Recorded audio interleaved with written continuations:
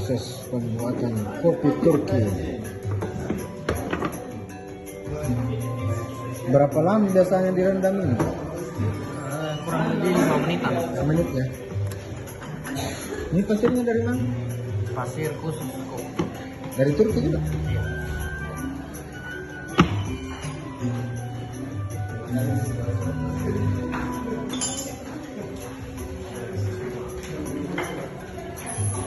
Pasir putih.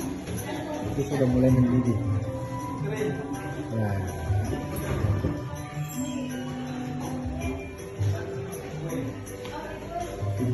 Nah ini nih hasilnya. Oh gitu.